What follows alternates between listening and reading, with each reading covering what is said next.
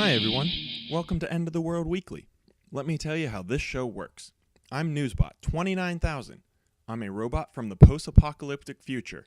I've been programmed to send these broadcasts into the past in hopes that you Earth humans can avoid all the calamities that led to the end of the world.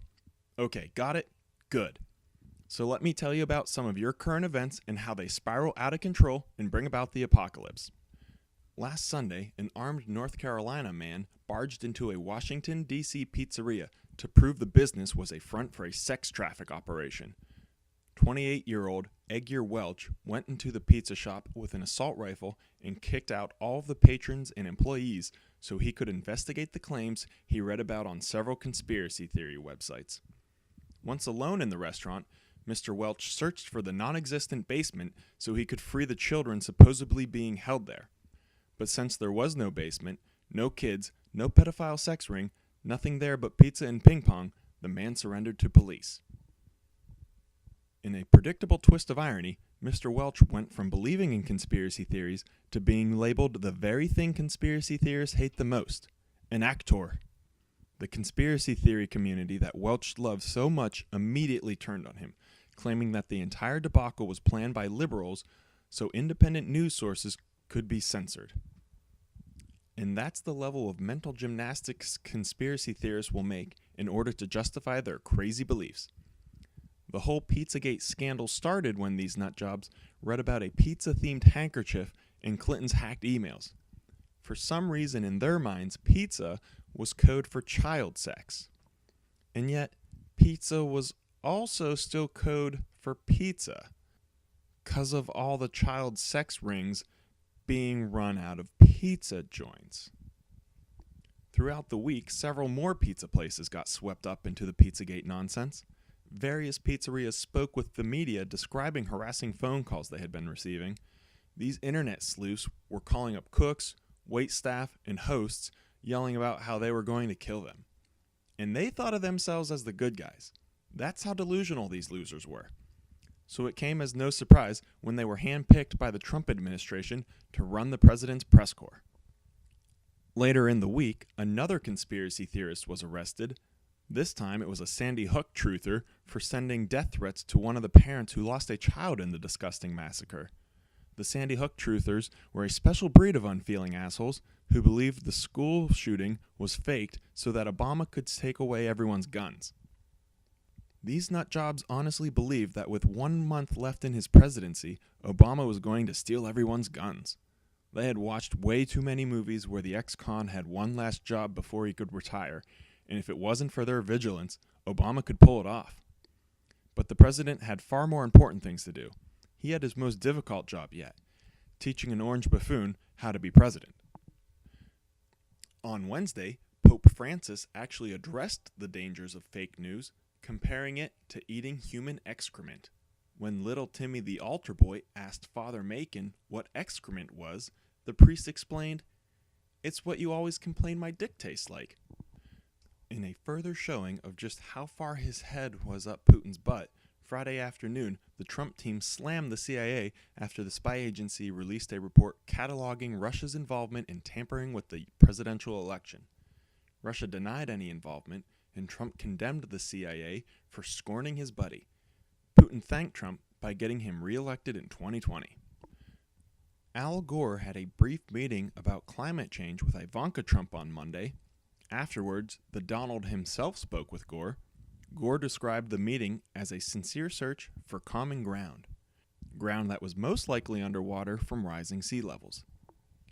Because on Wednesday, Donald announced his pick to run the Environmental Protection Agency, Oklahoma Attorney General Scott Pruitt.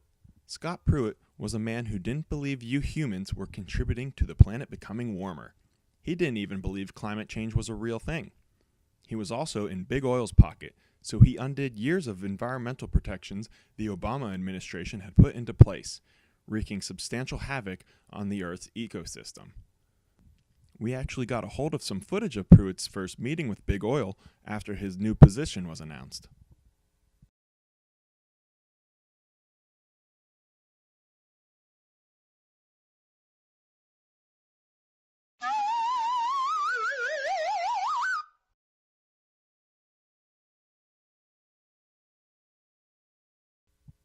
Later in the day, Trump held another climate change meeting with Hollywood dreamboat Leonardo DiCaprio. The Hollywood A-lister spoke to the president-elect about creating thousands of jobs using his foundation's sustainable energy initiatives. When Pruitt was informed of the meeting, he spun around in a chair, petted his cat, and said, "Don't worry, my people are already taking care of it." On Friday, Variety reported that Trump would be receiving an executive producer credit for the upcoming season of Celebrity Apprentice. Folks in the media spent the day debating how the President of the United States would have time to run a country and a TV show. The debate pretty much was a waste of time, though. Let me tell you, as the executive producer of my own highly successful show, I know a thing or two about the industry. And the title is meaningless. I once gave an executive producer credit to some kid so he'd stop complaining that I ate all of his birthday cake.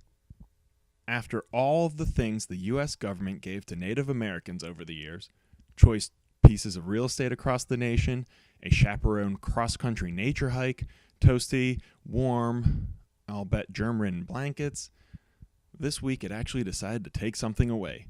The Dakota Access Pipeline was planned to stretch from northwest North Dakota through southern Illinois and transport about 500,000 barrels of oil a day. But several Native American tribes worried the pipeline would contaminate their drinking water, so they held protests at the construction route for months. On Monday, the Army Corps of Engineers denied a permit for construction for the pipeline, giving the protesters a major victory. When Trump took office, he negotiated a new deal with the National Congress of American Indians, promising them a larger, tougher, much more classy, American-made pipeline. He promised them the amount of oil it would be able to spill would be tremendous. Google released a statement on Tuesday describing their plan to use 100% renewable energy for the year 2017. It was an ambitious plan that mostly relied on wind energy. In the report, Google also detailed their strategy for finding additional sources of renewable energy. A few years later, Google had perfected a source of clean renewable energy and was the largest power supplier to the entire planet. This monopoly led to all sorts of corruption and price manipulation, raising the Silicon Valley elite to a new upper class that ruled over the entire planet. Eventually, the masses grew tired of their place in society and rebelled. The elite simply hopped into their spacecrafts and left the planet to let the people tear themselves apart. Early Tuesday morning, Trump tweeted that he would cancel a contract with Boeing to produce Air Force One. Trump said the deal was too expensive and promised to rein in the costs of the two new aircrafts. When it was all said and done, Trump managed to drastically cut the costs, but Boeing drastically cut the functionality of the new Air Force Ones. This week, Time magazine named Trump Person of the Year. The publication explained their decision by detailing how Trump used a voice of division to speak to the anger and fear in the United States, whereas most recent politicians had only been painting a bright vision for a unified future. And the hate and fear he aroused won him the most powerful position in the world. And he rewarded all of his middle-class loyalists by giving huge tax breaks to himself and his fellow billionaires so they could continue to widen the gap between the rich and the poor. Well, that does it for this week of End of the World Weekly. Thanks for tuning in, and I hope you enjoyed. If you liked the episode, feel free to leave a comment, like, subscribe. You can also follow us on Twitter, and we'll see you next week. Thanks again. Bye.